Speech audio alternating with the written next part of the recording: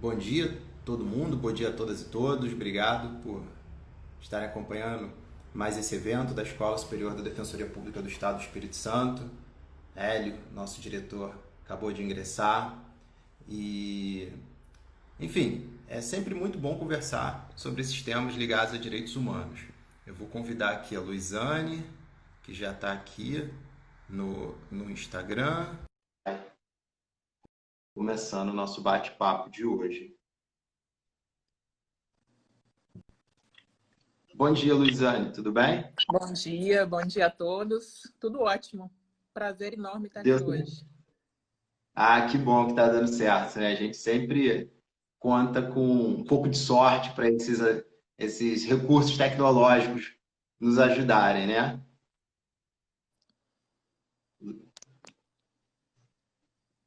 Então, pessoal, hoje a gente vai conversar sobre operações policiais na periferia, uma conversa sobre direitos humanos e racismo.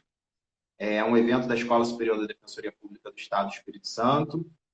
Quem vai fazer parte dessa conversa somos Hugo Fernandes Matias, eu sou coordenador de Direitos Humanos de Defensoria Pública, e Luizane Guedes Mateus, doutora em Psicologia pela UF, membro do Movimento Negro Unificado e do Núcleo Estadual de Mulheres Negras do Espírito Santo. Seja muito bem-vinda, Luizane. Obrigado. Como eu falei, é um prazer estar aqui. Penso que é urgente a gente discutir essa questão, né? Porque a gente está vivendo um momento bem complicado no Espírito Santo em relação às operações policiais.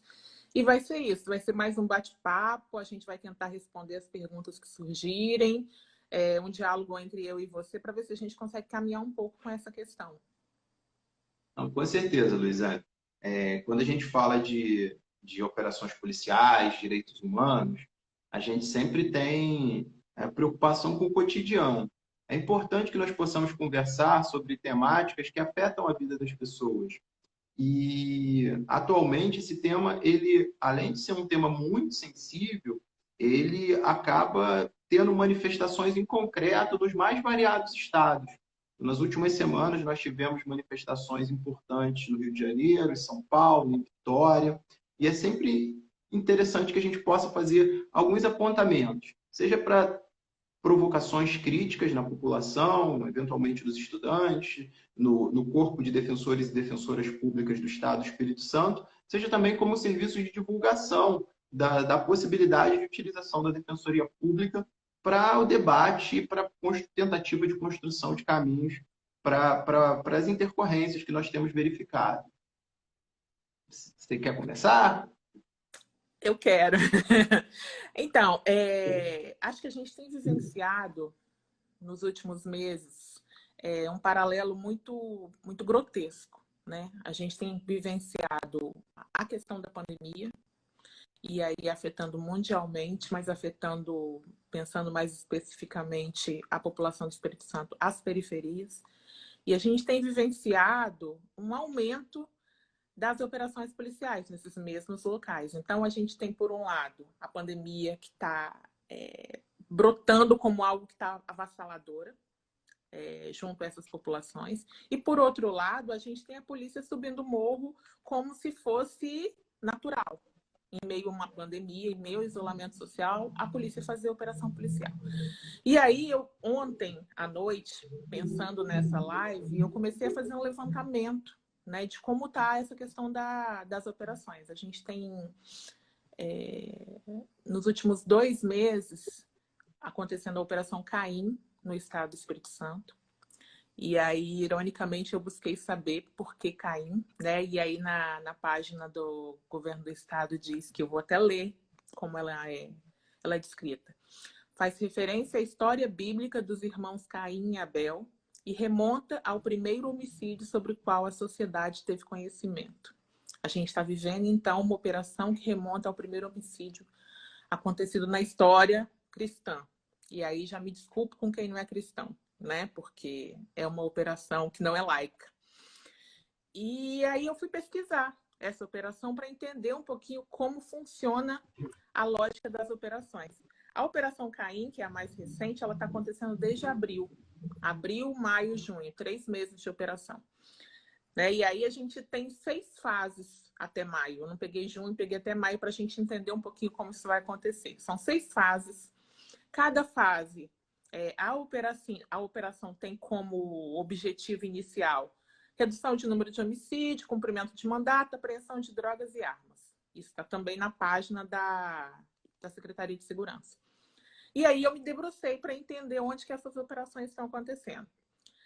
Até agora, foram 6 fases. 6 fases com 213 detenções, 47 armas apreendidas. Aí, a gente já começa a ficar meio confuso, porque são 100 homens em cada operação. 6 fases. Dessas 6 fases, a gente teve 47 armas apreendidas. E aí, como eu sou curiosa e como eu pesquiso violência, eu fui me aprofundar onde essas operações estavam acontecendo. E aí, se vocês quiserem me interromper, podem me interromper. Onde essas 47 armas, né, esses 47 38, essas metralhadoras e fuzis foram apreendidos. E aí eu fui perceber que os bairros onde as operações acontecem, principalmente bairros periféricos. E aí não é novidade, todo mundo vê TV. Piedade, Jesus de Nazaré, Morro do Quadro, 1º de Maio em Vila Velha, bairro da Penha, principalmente. Então, a gente está vivenciando uma operação de 6 fases, e aí estou pegando essa, mas a gente teve outras anteriores, tá, Hugo? Assim, nós tivemos operações com nomes mais esdrúxulos do que a Operação Caim. A gente teve uma operação chamada Zaqueu, e aí eu lembrei da música, né, como Zaqueu. A gente teve uma operação chamada Tempestade do Oeste. Então, eu fico me perguntando quem cria esses nomes também. Mas, voltando à questão, 6 fases, 100 homens em cada fase, ou seja, a gente está pagando para prender 47 armas, para prender 213 pessoas. E aí, mais do que isso, para invadir a periferia. Luiziane, a questão das drogas e das armas, de fato, estão na periferia. Estão só na periferia? E aí já é minha primeira provocação. Né? Aprender 47 armas com 100 homens. O que a gente está produzindo, né? E aí eu estou pensando bem raso, tá, Hugo? Não estou avançando para a questão da ligação entre pobreza e periculosidade, da ligação entre pobreza, periculosidade e negritude, não. Estou só no raso. E aí, se você quiser me interromper, você pode interromper. Eles apreenderam 52 mil reais. O que são 52 mil reais perto do que a gente sabe que entra pelas rodovias, pelo porto, pelo aeroporto, pela rodoviária em termos de tráfico de drogas e de armas. Então, fico me perguntando o que são essas operações de fato. São operações contra a questão da redução do número de homicídios, cumprimento de mandatos, ou são operações contra a pobreza? Entende? Então, assim, eu fui analisando um pouco como que essa operação vai se desenvolvendo, como ela vai chegando a esses locais. E aí, ela não tem esse embasamento de como vai funcionar a lógica do tráfico, por exemplo. A entrada das drogas, a entrada das armas no estado, ela vai na periferia, ela vai prender o traficantezinho pequeno, o doleiro, o indolador, vai prender o pequeno chefe do tráfico, e é essa lógica de funcionamento, entende? Não sei como que você consegue acompanhar isso enquanto defensoria pública, mas hoje a gente tem operações contra a periferia e não contra a questão dos homicídios cometidos no estado, não em relação ao tráfico de drogas. Quando a gente fala de operações policiais hoje, a gente fala de operações contra a pobreza, contra a negritude. Por que eu falo contra a negritude? Porque a gente sabe que historicamente quem ocupa a periferia é a população negra. Né? Historicamente, desde o período da escravidão, o que foi colocado para a gente, enquanto população negra, foi a periferia, foi a situação de rua, foi a situação de violência. Então, não é uma operação contra a questão dos homicídios, é uma operação contra a população negra e contra a periferia. Né? Na sua fala, Luiziane, eu percebo algumas inquietudes também, que a sua fala nos gera algumas inquietudes.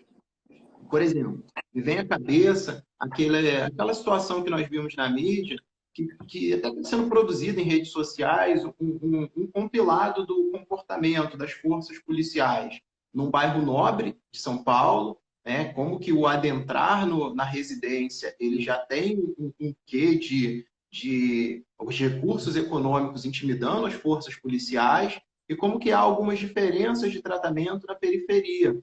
E isso chega na Defensoria Pública pelos nossos atendimentos iniciais, nossas portas de entrada na Defensoria trazem muito dos relatos de conflitos entre a população, se a gente pode chamar de conflitos entre a população e a polícia. E, na maioria das vezes, pelo menos o que chega na Defensoria, o resultado ele acaba sendo mais danoso para os assistidos da Defensoria Pública. Eu lembro, na sua fala também, das colocações do Vacan, quando ele associa num Estado neoliberal, na situação que ele estuda dos Estados Unidos, ele associa o tratamento penal como as políticas sociais para os pobres num Estado liberal, em que não há empregos, não há oportunidade de trabalho para todos. E fico pensando também em algumas situações que têm evidenciado a eventuais agressões ou excessos nas operações policiais. Por exemplo, as audiências de custódia. As audiências de custódia elas estão previstas em tratados internacionais de direitos humanos, elas foram implementadas inicialmente no estado de São Paulo, em segundo lugar no Brasil, no estado do Espírito Santo.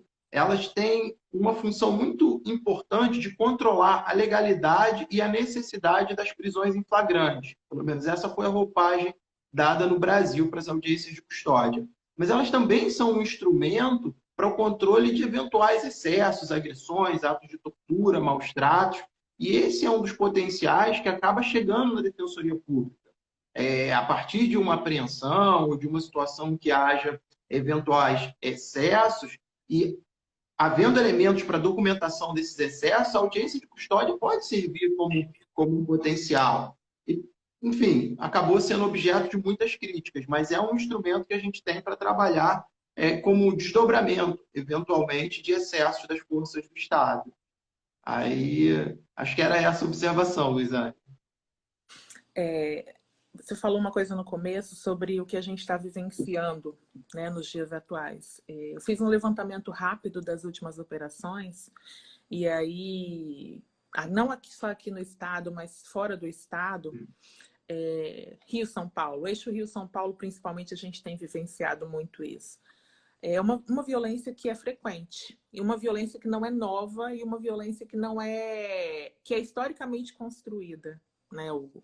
Por que ela é historicamente construída? Porque se a gente parar para pensar a forma como foi construído o lugar do negro no Brasil, é um lugar ou da subserviência, né?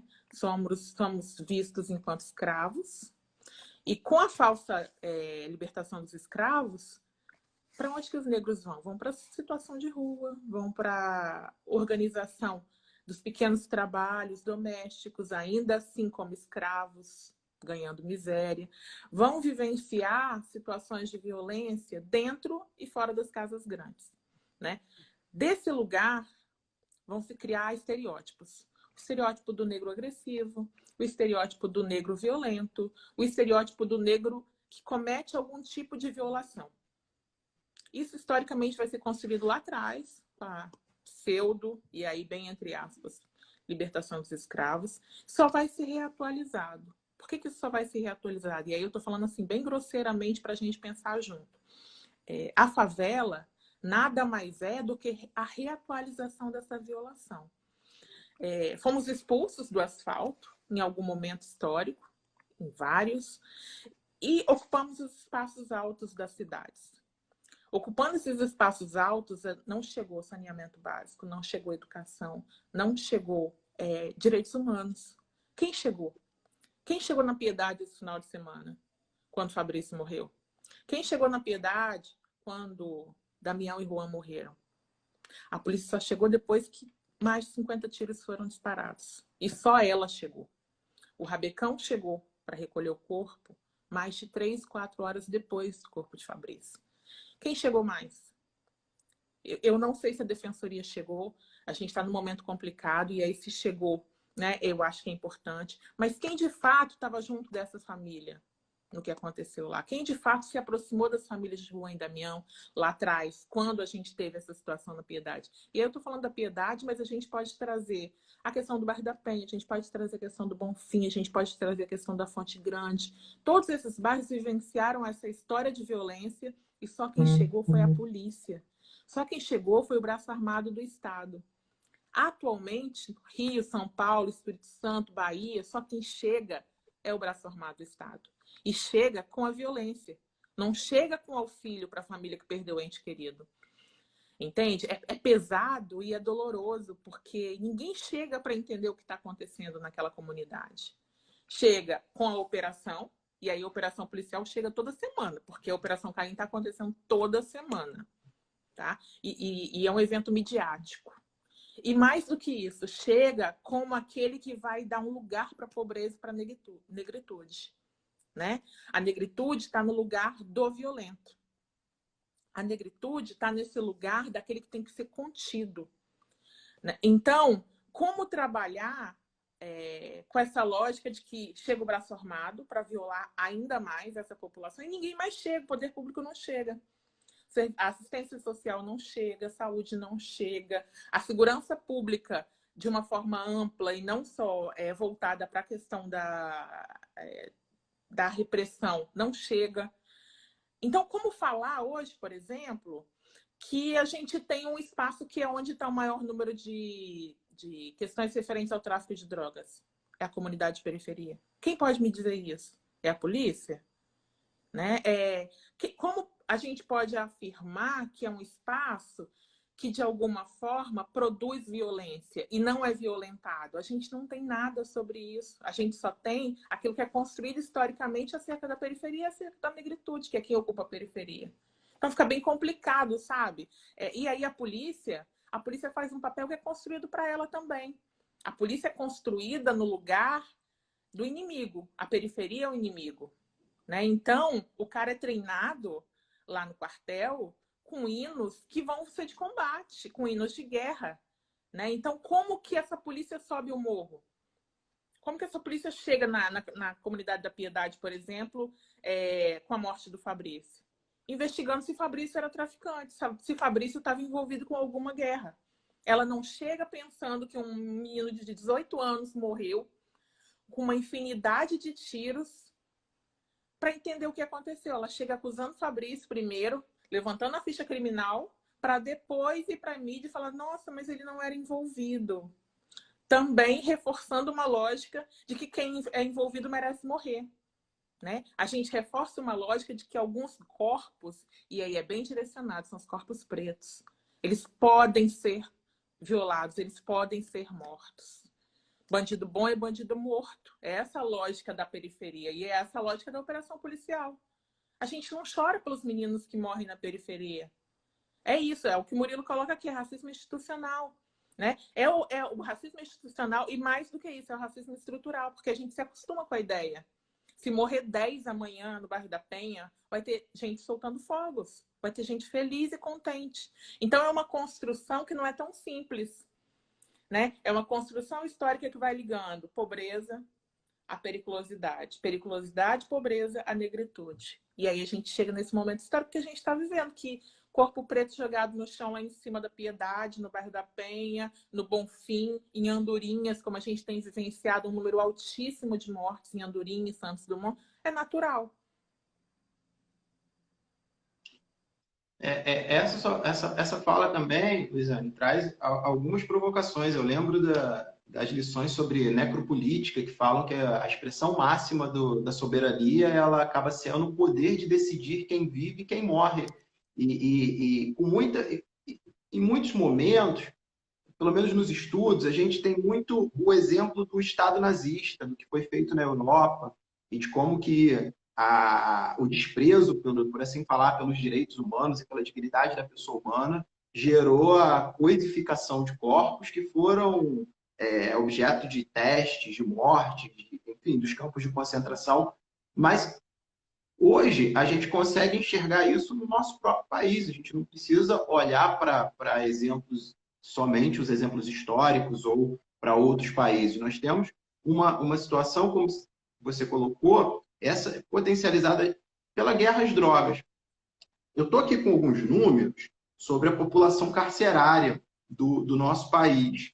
E esses números apontam o seguinte: estava compilando, escrevendo sobre esse tema, e no Brasil hoje nós temos 70% do encarceramento ele está ligado ao patrimônio e ao crime a crimes ligados ao tráfico de drogas.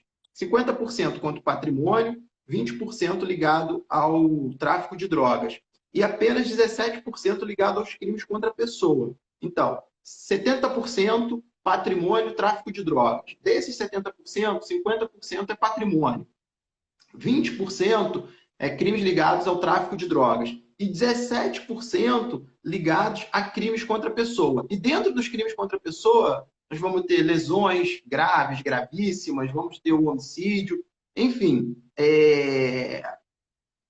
Existe uma grande parcela da população carcerária, ela está ligada, ela foi para o cárcere por conta do tráfico de drogas e dessa guerra às drogas, e também pela questão do patrimônio. Quando nós vemos divulgações midiáticas, parece que o crime principal ele é o homicídio. O homicídio é um crime que afeta o bem mais importante da nossa vida, que é a própria vida.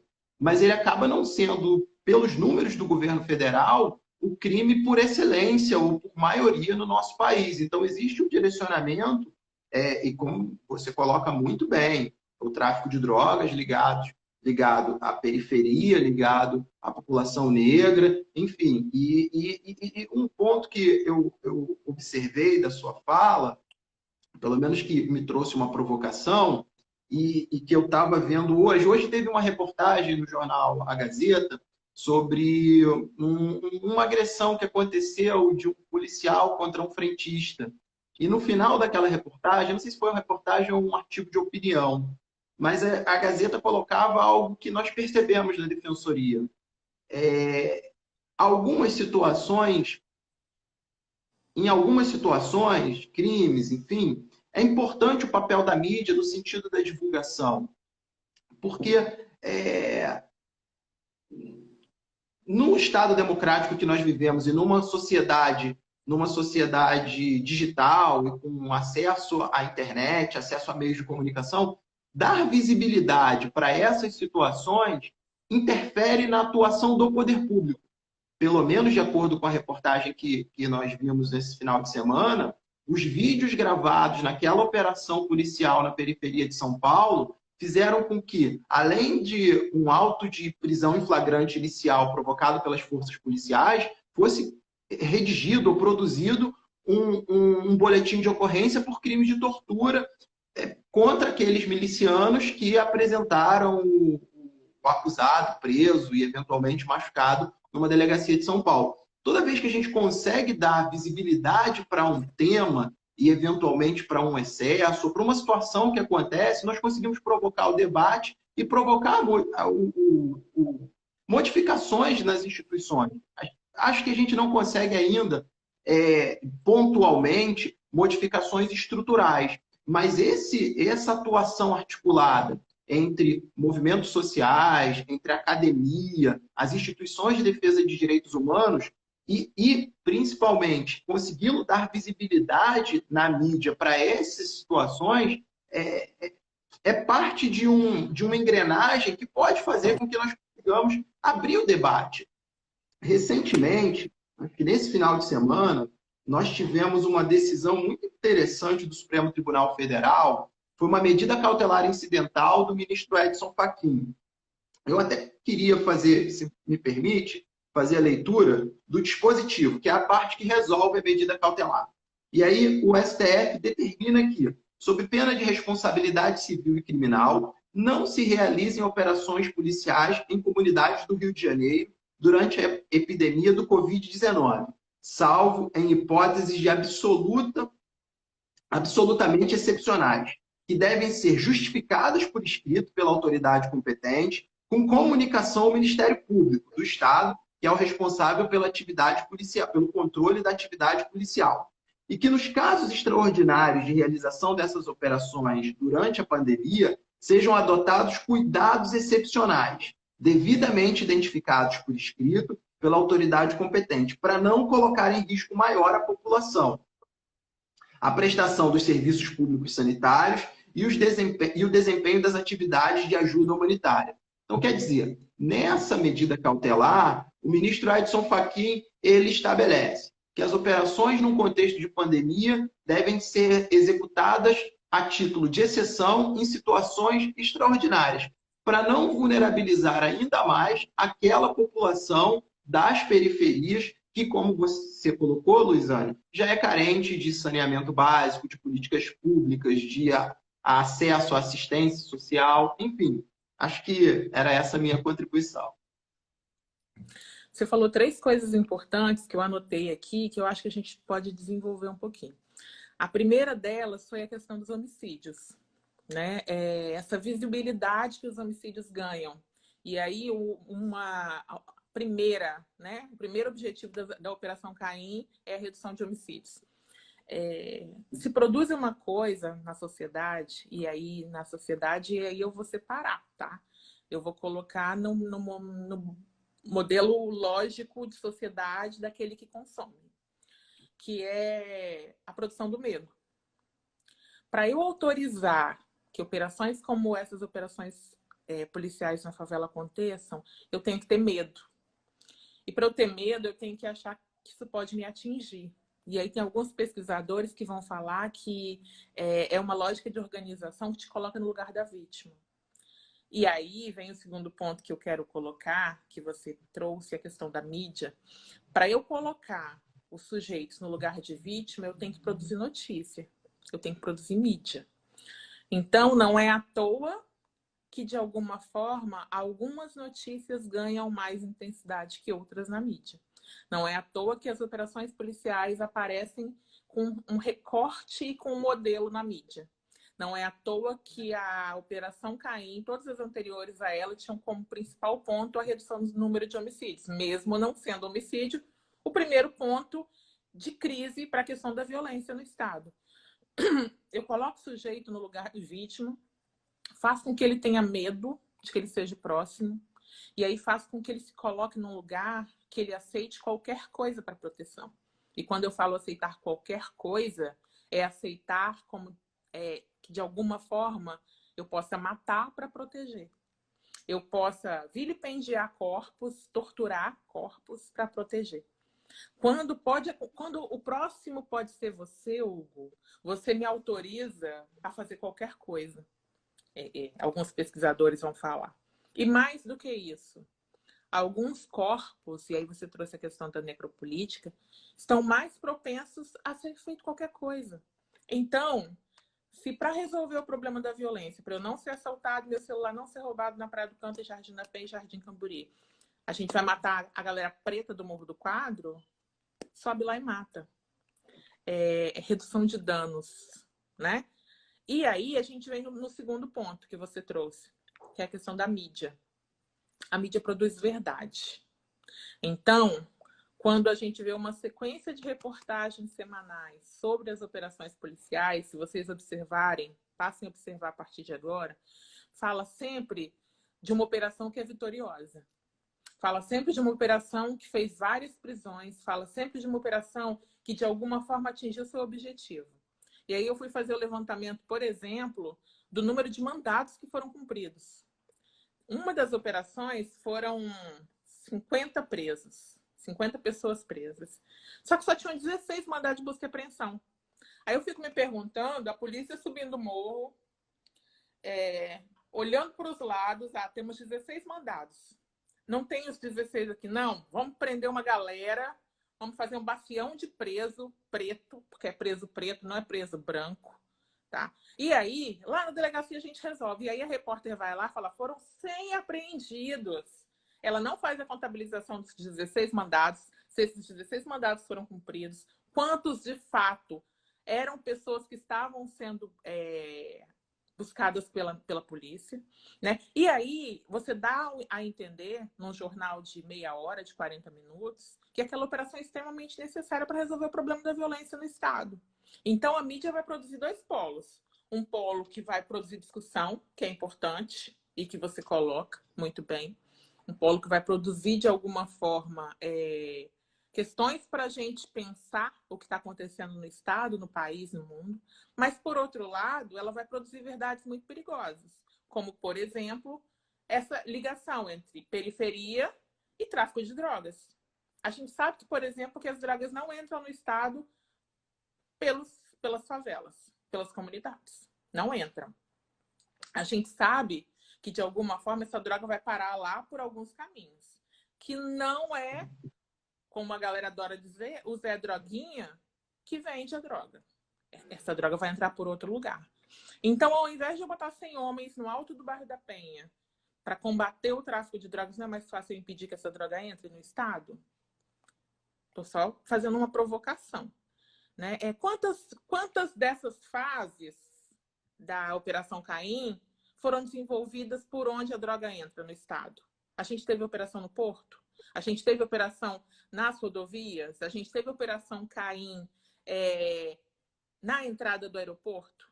Na subida e descida das aeronaves? Eu fico me perguntando se não seria mais fácil a gente coibir a entrada da droga, já que é uma operação para reduzir homicídios e para apreensão de drogas e armas. Eu fico me perguntando para que a gente vai pegar as dólares do moleque que está lá, lá em Santos Dumont, na rua, vendendo dolinhas, pedrinhas, entende? Que ganho é esse? E aí a mídia vende isso como algo muito esplêndido.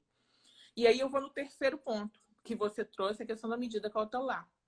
A medida cautelar, ela ganhou a mídia num dia. No outro dia, teve uma operação policial no Alemão. Então, eu fico me perguntando, e aí queria que você falasse um pouco sobre isso, qual é o poder dessas medidas cautelares, né? No outro dia, a gente teve uma operação gravíssima no Alemão, né? Num dia, a gente fala bem assim, não pode subir o morro se não for de extrema necessidade. Aí me pergunto, primeiro, que extrema necessidade é essa? Se a droga chega lá, assim como a polícia chega no Caveirão.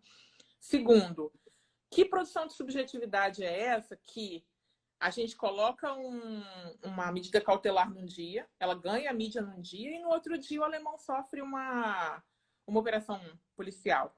E aí a Polícia Civil, a Polícia Militar, a Guarda Municipal, é todo um aparato. Quando eu falei que foram 100 policiais aqui em Vitória, foram 100 policiais civis, fora a Guarda, fora a Polícia Militar. Então, a minha pergunta é, quem ganha com essas operações? Qual o efeito da medida cautelar nessa lógica de funcionamento, onde a gente produz o perigo e a gente fala que vai combater esse perigo? Entende? Então, Luizane, essa sua questão ela é muito, muito boa e fico muito feliz de você ter feito essa questão, porque eu estou escrevendo a minha dissertação de mestrado e ontem eu me deparei com essa questão. Dois exemplos do Estado do Espírito Santo. O Estado do Espírito Santo ele tem uma decisão da Corte Interamericana de Direitos Humanos, que é o Tribunal Máximo das Américas, para análise de direitos humanos. É uma decisão em sede de medida provisória em relação à UNES. Já vai fazer quase uma década que essa medida está aí. E sempre nós perguntamos, olha, qual o efeito dessa medida? É o mesmo questionamento que você fez em relação à decisão do Supremo. Nessa decisão do Supremo, eu faço um paralelo dessa decisão nesse primeiro momento, sem conhecer a realidade do Rio de Janeiro e a realidade do processo em que ela foi produzida, com aquela decisão também liminar do Supremo Tribunal Federal que limitou a superlotação do sistema socioeducativo. Então, são duas decisões do Supremo Tribunal Federal muito caras, que tratam no pano de fundo sobre políticas públicas.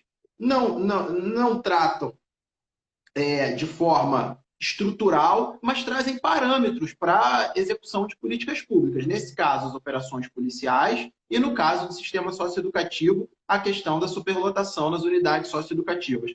Nós lembramos que, em alguns momentos, houve muito questionamento em torno da decisão do Supremo no Estado e nos outros estados para os quais ela foi estendida, para os quais essa decisão foi estendida. E eu fiquei pensando ontem sobre esse tema.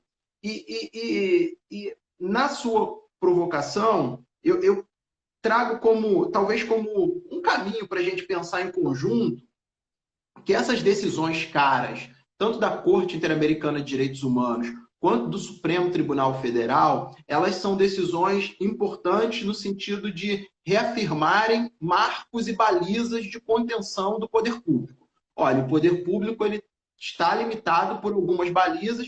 Eventualmente, essas balizas estão na Constituição, estão nos tratados internacionais de direitos humanos, estão na legislação, mas elas são reafirmadas pelo Supremo. Uma vez reafirmadas essas balizas, os atores envolvidos nas temáticas, eles têm o ato administrativo mais importante no Estado democrático de direito, que é uma decisão judicial que sempre vem com cumpra-se a decisão judicial. Então, uma vez obtida a decisão judicial, o trabalho é, olha, nós precisamos conscientizar os envolvidos de que aquela decisão merece ser cumprida. E existe também, eu tenho percebido, um diálogo, uma interlocução entre essas decisões importantes. Porque, veja, na medida cautelar expedida pelo Supremo Tribunal Federal, há uma menção expressa ao caso Nova Brasília, também julgado, e aí no mérito, pela Corte Interamericana de Direitos Humanos, em que houve o reconhecimento da responsabilidade internacional do Brasil por violência policial, homicídio, estupro, dificuldades no controle externo da polícia, enfim. Foi feito um levantamento da conduta do Estado brasileiro em face de operações policiais delimitadas naquele processo e houve uma condenação. Essa condenação ela já serve como base para medida cautelar no sentido de, olha, a conduta do Estado brasileiro em relação a operações policiais nessa unidade da federação já foi reconhecida internacionalmente como violadora de direitos humanos. Então, por conta disso, defiro essa medida cautelar. Então, a gente vai vendo que, embora nós vamos precisar sempre de um trabalho de conscientização da necessidade do cumprimento da cautelar, porque decisões judiciais devem ser cumpridas, eu vejo essas decisões caras como decisões como marcos importantes, porque a partir de uma dessas decisões, no caso da favela Nova Brasília, a gente consegue extrair uma medida cautelar, assim como a partir do caso da Unis, a gente consegue extrair uma suspensão de liminar no Supremo Tribunal Federal, ou até mesmo um IDC, a gente teve um incidente de deslocamento de competência, pedindo para que diversos processos coletivos sejam retirados da Justiça Estadual para a Justiça Federal a partir de uma decisão internacional da Corte Interamericana de Direitos Humanos. Então, essas decisões, elas têm limites. Mas esses limites das decisões, eles têm que ser obtidos a partir de uma atuação dos atores envolvidos. E aí, no caso, Defensoria, Ministério Público, sociedade, organizações de defesa de direitos humanos. Então, eu vejo essas decisões como marcos importantes. E que nós, que estamos trabalhando com essas temáticas, devemos colocar essas decisões debaixo do nosso braço e utilizar de todos os mecanismos possíveis para dar efetividade para essas decisões. Quando elas são muito caras, como essa medida cautelar, a gente vai encontrar resistência. Mas o ato mais importante dentro de um Estado democrático de direito é uma decisão judicial produzida sob o crivo do contraditório, sobretudo do Supremo Tribunal Federal. Essa decisão tem que ser cumprida. Pelo menos é assim que eu tenho tentado compreender essas decisões mais relevantes das cortes constitucionais. Você tocou numa questão importante, que é sobre como essas medidas elas são efetivas, como são efetivadas de alguma forma nos âmbitos mais reais ali. Vamos trazer para o mundo real, né? O Espírito Santo está passando por um momento extremamente crítico, né? E aí eu vou trazer a pandemia de novo, porque eu acho que é importante a gente fazer essa aliança, né? A pandemia avançou de tal forma que hoje os bairros periféricos eles estão no topo. E não é à toa que eles estão no topo. A gente tem Santos Dumont, a gente tem Andorinhas, a gente tem Piedade, a gente tem 1º de Maio, a gente tem os mesmos bairros que sofrem as operações policiais no topo em relação à pandemia, né? E aí fico me perguntando, e aí é uma pergunta também para quem está nos ouvindo, para você, como... Primeiro a gente sabe por quê. Porque são os bairros que a gente tem os maiores índices de violência, porque são os bairros que a gente tem os maiores índices de pessoas contaminadas e de óbitos. Não venham me falar que é Jardim Camburi, porque Jardim Camburi deu uma estagnada já tem bastante tempo, tá? Jardim Camburi teve um boom em relação à pandemia por conta do asilo que tem aqui no bairro. E Jardim Camburi, de alguma forma, estancou a sangria da questão da pandemia. E não sofre operação policial, né? Nós sabemos muito bem que as operações policiais não acontecem nos bairros nobres. Não temos tráfico de droga em Jardim Camburi, né? Jardim da Penha, Praia do Canto, Operação Caim, Operação Zaqueu, não precisa acontecer nesses bairros. Eu estou sendo irônica, pelo amor de Deus.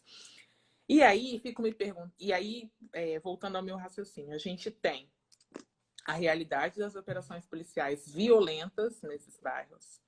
A gente tem uma realidade que está colocada, que é a questão do conflito territorial nesses mesmos bairros, tá? E tem menino morrendo, e aí eu trago a questão tem menino preso, e aí não vou falar que está em ressocialização porque está preso, vamos ser sinceros.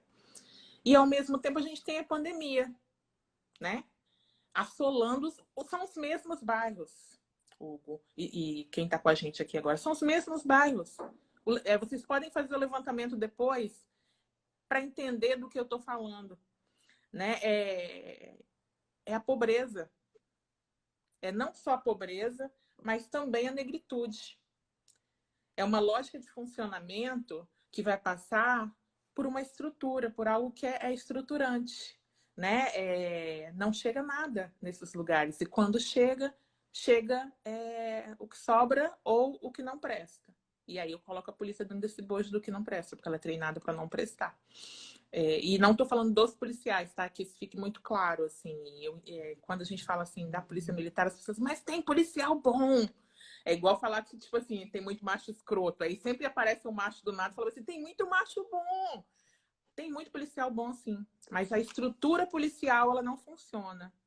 Quando a gente fala de uma polícia que não funciona, a gente está falando de uma estrutura e não de um policial militar. Então, onde eu quero chegar com isso? Estruturalmente, esses lugares foram feitos para não existir. E se for para existir, é para ser ou exército de reserva, ou é para ser ocupado e vilipendiado de alguma forma. Como Luizane, pesquisadora, defensora de direitos humanos, militante de movimento negro, como Hugo, defensor público, como quem está assistindo a gente, ouvindo a gente, pode pensar ações efetivas que façam esses locais saírem desse lugar, embora seja estrutural, como minimizar, por exemplo, essas ações que estão acontecendo nas últimas semanas. Toda semana a gente tem tido operação. Toda semana a gente tem tido um grupo enorme de pessoas apreendidas ou presas, ou a palavra que vocês quiserem dar. E essas pessoas são soltas depois, a gente sabe. É só a gente na comunidade que a gente sabe. A maioria está sendo preso, não sabe nem por que está sendo preso. Né? Como, enquanto resistência, ou como ocupantes desse lugar de resistência, a gente pode pensar ações que barrem essa lógica estrutural? Como que a gente pode reconstruir essa lógica de funcionamento de que a periferia não fique como alvo da pandemia, da violência policial, das operações que apreendem 47 armas, e aí eu te digo que deve ser a maioria 38, 22, que não tem o número de drogas apreendidas, porque deve ser irrisório. Né? Então, qual o caminho para a gente pensar ações que minimizem essas situações? Porque não dá mais, né? A gente chegou no limite. Ou morre de Covid, ou morre de tiro, como morreu o Fabrício no final de semana, na Piedade. Para a gente pensar um pouco também, objetivamente, como que a gente pode caminhar. A gente vai pensar hoje no Estado do Espírito Santo uma ação como foi a do Rio de Janeiro? Tem como a gente fazer isso? Não tem? Tem como a gente pensar, junto aos movimentos sociais, à defensoria, algum caminho para a gente barrar essa lógica de funcionamento? Não sei, assim, é uma provocação mesmo para o grupo que está nos ouvindo, é uma provocação para você enquanto defensoria, para a gente pensar junto. O que me preocupa, Luizane, é que, por exemplo, nós estamos no meio da pandemia. E nessa pandemia, o Estado, enquanto poder público, ele produziu um dos atos mais importantes dos últimos anos, para fins de resguardar a vida e dignidade da pessoa humana, que é a Recomendação 62 do CNJ. A Recomendação 62 do CNJ, resumidamente, ela diz que quem não devia estar preso não deve continuar preso, para que a gente possa ter para que não possa ter uma catástrofe no sistema prisional. E quando nós vemos um movimento que há muita resistência para a efetivação da Recomendação 62, mas paralelamente há a execução de operações policiais que prendem mais pessoas, a gente fica pensando, olha, o Estado ele precisa decidir se ele quer prender ou se ele não quer prender, ou se ele quer suspender, ou se ele quer medidas domiciliares no curso da pandemia. Porque, embora nós saibamos das autonomias, da independência dos poderes, mas são atos do poder público de forma geral, que estão produzindo resultados ou orientações um pouco contraditórias. Quando você fala de uma população que ela é excluída no sentido dos serviços e da proteção, nós vemos a questão da prevenção e combate à tortura. Prevenção e combate à tortura, ela está prevista na Constituição, foi um dos primeiros tratados subscritos e referendados pelo Brasil pós-democracia, e hoje ainda nós temos dificuldade de acessar condenações por atos de tortura. É muito difícil encontrar condenação. Eu pego todas as condenações que são divulgadas na mídia e jogo num drive que eu tenho para tentar organizar, porque é muito difícil encontrar condenação por ato de tortura. E pelos mais variados motivos. No Brasil hoje, nós estamos com um movimento de fragilização do Mecanismo Nacional de Prevenção e Combate à Tortura. Tem uma ação civil pública da Defensoria Pública da União, tem uma DI, uma DPF do Ministério Público Federal questionando a fragilização do Mecanismo Nacional. No estado do Espírito Santo, nós temos uma situação ambígua. Nós temos o Comitê Estadual de Prevenção e Erradicação à Tortura, nós temos a previsão de um mecanismo estadual, mas nós não conseguimos efetivar esse mecanismo. Então, nós ficamos numa posição ambígua. Quando você colocou a necessidade de pensar e de construir, eventualmente, estratégias, como a que foi feita no Rio de Janeiro, ou outras estratégias que nós podemos construir, acionando tanto o Supremo Tribunal Federal, como foi feito no Rio, como tem sido feito em outros estados, ou até mesmo acionando a Comissão Interamericana de Direitos Humanos, que produziu uma resolução, a resolução número 1 de 2020, que trata de direitos humanos e pandemia nas Américas, e que pode expedir medidas cautelares, como aconteceu na Unis, que depois foi para a corte. Enfim, e eu fico pensando também na necessidade, num ponto muito, muito relevante, que talvez não seja necessariamente o meu espaço de fala, mas é uma provocação. A questão da reserva de vagas para o acesso às instituições, principalmente essas instituições, tanto os poderes, e aí nós estamos falando no Poder Judiciário, quanto nas instituições autônomas, estou falando de Defensoria, Ministério Público, e nas instituições policiais, os cargos de delegados de polícia, por exemplo. A Defensoria, no último concurso, ela conseguiu estabelecer por conta própria, de forma respeitando a sua autonomia, ou exercendo a sua autonomia, reserva de vagas no concurso. Nós temos hoje uma dificuldade justamente de tentar implementar um núcleo especializado para debate da questão racial internamente na Defensoria.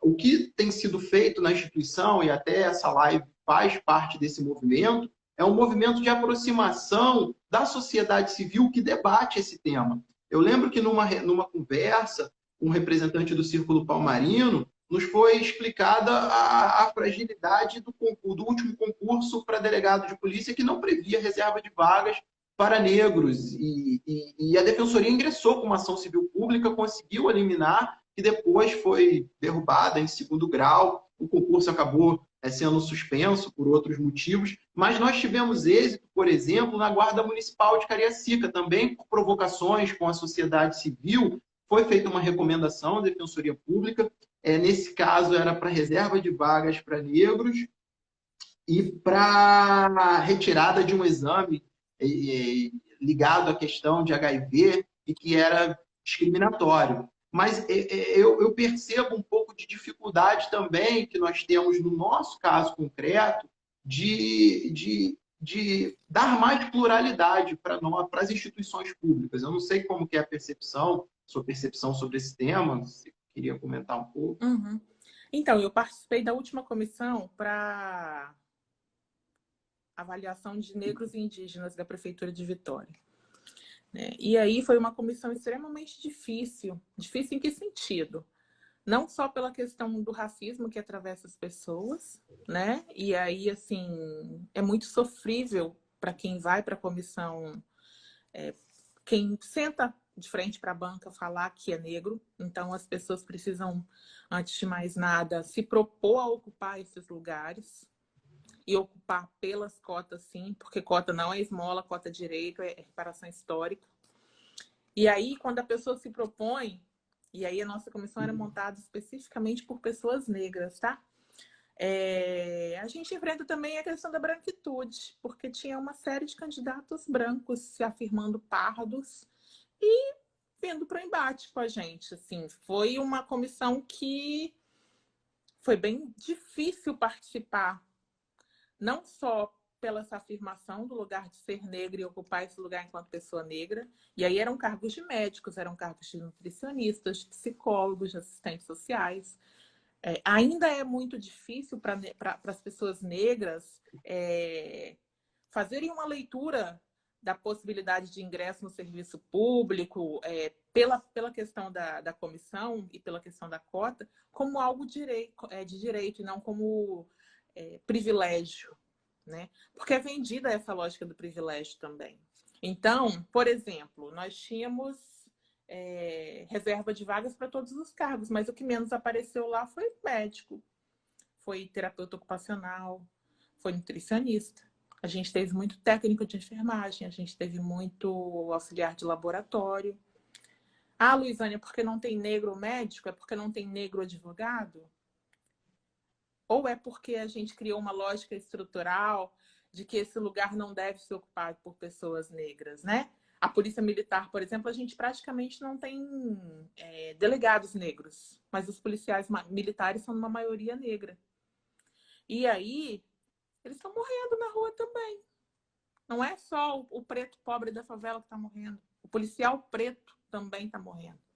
O delegado preto praticamente não existe. Qual o histórico de delegados negros que a gente tem no estado do Espírito Santo, por exemplo? Então, ocupar esse lugar para a negritude, historicamente não foi permitido. E quando a gente cria uma política que possibilita isso, de um lado a gente tem pessoas negras que não se sentem capazes, que são tolhidas, tá? Porque não é só não se sentir capaz, é alguém o tempo todo te falando que aquele lugar não é para você.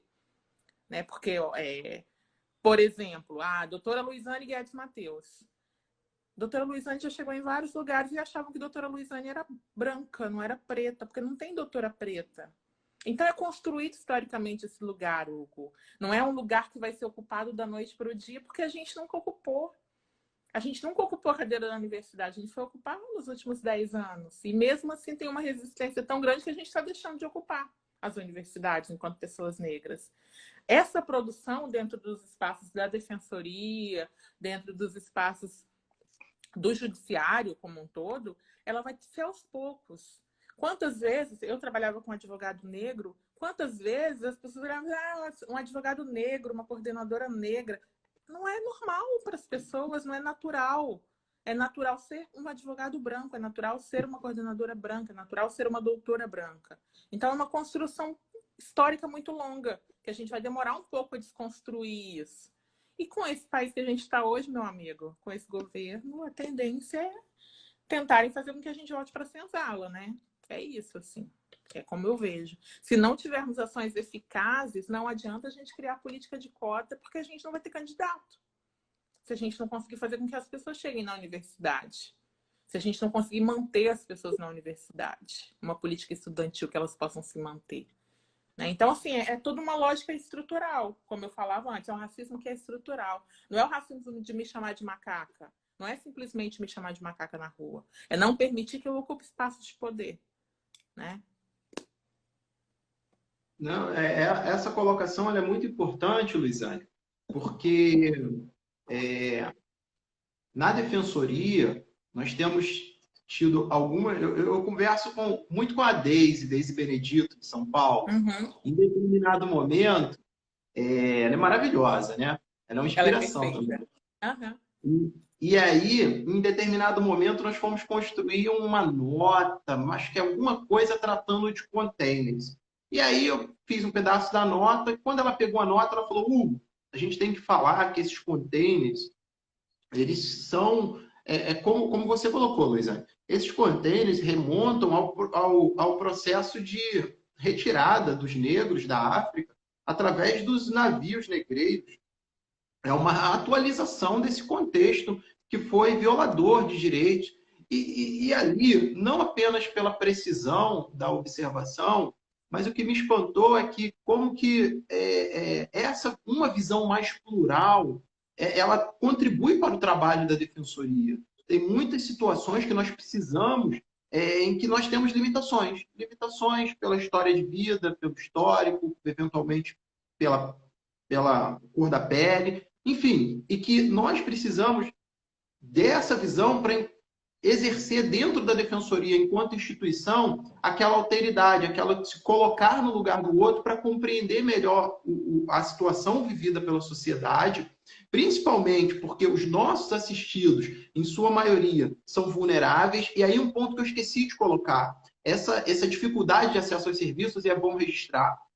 Nós temos, desde 88, a Defensoria prevista como instituição para prestar assistência jurídica para a população. Se a população não tem condições de custear um advogado, ela pode ir na Defensoria Pública. Em 2014, nós precisamos de uma emenda constitucional para dizer o seguinte: cumpra a Constituição em 8 anos. Então, em 88, criamos a Defensoria Pública. Em 2014, cumpra esse artigo da Constituição, que é criar a Defensoria Pública, leve a Defensoria para todas as comarcas em até 8 anos. E por que isso? Talvez a Deise fala que isso acontece porque nós optamos por atuar numa função contramajoritária. Ora, os nossos assistidos em maioria, são vulneráveis econômicos, vulneráveis jurídicos, vulneráveis sociais, embora a maioria da população, muitas vezes, tem menos força política. E aí a Defensoria Pública, que cuida dos excluídos, dos pobres, dos presos, da população em situação de rua, acaba sendo, no sistema de justiça, a última das instituições a se aparelhar. Falamos isso porque o Bacan fala isso. Ele, quando ele vai fazer a análise dele sobre o sistema prisional, ele associa a política de encarceramento dos pobres passando também por uma deficiência do serviço público de defesa daquela população.